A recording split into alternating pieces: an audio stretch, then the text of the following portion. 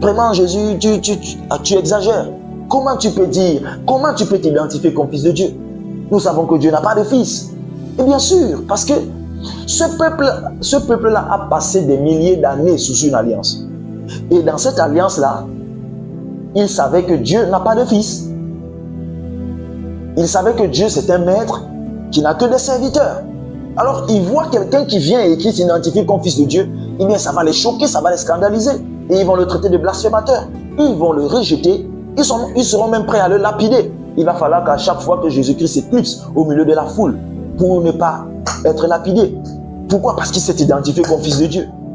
Parce que le peuple n'avait pas compris que Dieu a toujours voulu fonctionner avec les hommes comme un père et ces hommes comme des fils. C'est pourquoi quand il crée Adam, eh bien, Adam et lui, c'est la relation qu'il dit, c'est comme une relation de père et de fils. Mais Adam, lui, ne comprend pas ce système de relations. Eh bien, Adam va rejeter sans le savoir, sans s'en rendre compte, ce style de relation de père et fils. Et il va mettre toute l'humanité dans un état de serviteur par rapport à Dieu, où il faut faire un ensemble de choses pour mériter de Dieu. Et cette affaire va être amplifiée avec l'ancienne alliance. Maintenant, qu'est-ce que notre Père fait? Notre Père revient au travers de la nouvelle alliance, restaurer l'état initial, c'est-à-dire l'état du début. Il redonne à l'homme la possibilité de devenir enfant par rapport à lui. Mais nous n'avons pas compris. La preuve en est qu'aujourd'hui, vous allez vous rendre compte que les chrétiens veulent plus ressembler à Élie qu'à Paul. Les chrétiens veulent plus ressembler à Élisée qu'à Paul. Les chrétiens sont plus dans l'ancienne alliance que dans la nouvelle alliance. Parce qu'ils n'ont pas compris en fait. Parce que nous n'avons pas compris. Nous n'avons rien à envier à Élie.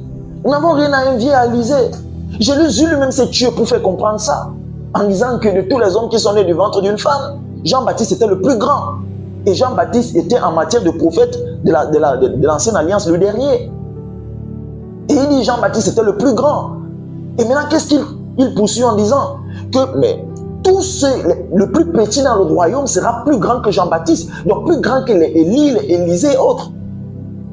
Mais nous ne comprenons pas ça. La grandeur là réside sur quoi? La grandeur là réside sur le fait que tous ceux de l'ancienne alliance étaient les serviteurs et nous de la nouvelle alliance, nous sommes des fils. Et un fils est plus grand qu'un serviteur. C'est aussi simple que ça, frère. Aussi longtemps que tu continues à vouloir, comment je vais dire, à vouloir être comme Élie, à être comme le peuple sous l'ancienne alliance, mais tu n'es pas en train de comprendre. Tu n'es pas en train de comprendre. Tu veux